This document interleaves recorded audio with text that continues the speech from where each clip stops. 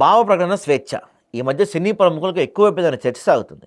నటుడు శివాజీ అమ్మాయిలపై వ్యాఖ్యల మంటలు ఇంకా చల్లారనలేదు. ఇప్పుడు నటి మాధవీలత ఏకంగా దేవుడి గురించి మాట్లాడిన మాటలు మరో పెను వివాదానికి దారితీశాయి. ఏది పడితే అది మాట్లాడితే భక్తుల మనోభావాలు దెబ్బతింటాయన్న కనీస అవగాహన సెలబ్రిటీలకు అలవరుచుకోవాల్సిన అవసరం ఎంతైనా ఉంది. లేదంటే కేసులు, కోర్టుల వరకు ఈ వ్యవహారం వెళ్ళక తప్పదు.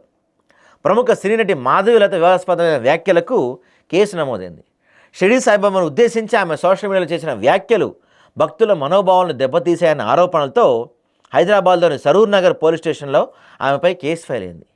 ఈ మేరకు వచ్చిన ఫిర్యాదుల ఆధారంగా పోలీసులు ఎఫ్ఐఆర్ నమోదు చేసి దర్యాప్తు ప్రారంభించారు. పోలీసుల వివరాల ప్రకారం సాయిబాబా దేవుడు కాదంటూ మాధవీలత ఇటీవల కొన్ని పోస్టులు పెట్టారు. అవి భక్తుల విశ్వాసాలను కించపరిచేలా ఉన్నాయంటూ పలువురు పోలీసులు ఆశ్రయించారు.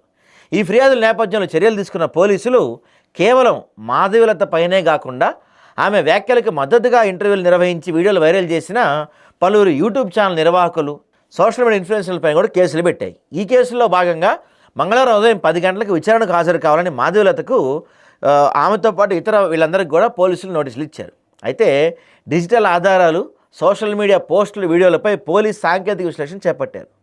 పోలీసులు ఈ సందర్భంగా కీలక హెచ్చరిక చేశారు. భావ ప్రకటన స్వేచ్ఛ పేరుతో సోషల్ మీడియాలో ఇష్టానుసారంగా మాట్లాడటం చట్టరీత్యా నేరమవుతుందని, ముఖ్యంగా మతపరమైన నమ్మకాలు అత్యంత సున్నితమైన అంశమని పేర్కొన్నారు. ఒక వ్యక్తికి నమ్మకం ఉండొచ్చు లేదా లేకపోవచ్చు, కానీ ఇతరుల విశ్వాసాలను బహిరంగంగా అవమానించడం భారతీయ శిక్షణ శృతి ప్రకారం నేరమని స్పష్టం చేశారు. ఇటువంటి చర్యలపై ఐటీ చట్టాల కింద కూడా కఠిన చర్యలు తీసుకుంటామని తెలిపారు. సమాజంలో గుర్తింపు ఉన్న వ్యక్తులు మాట్లాడేటప్పుడు మరింత బాధ్యతగా వ్యవహరించాల్సిన అవసరం ఉందని పోలీసులు అభిప్రాయపడ్డారు.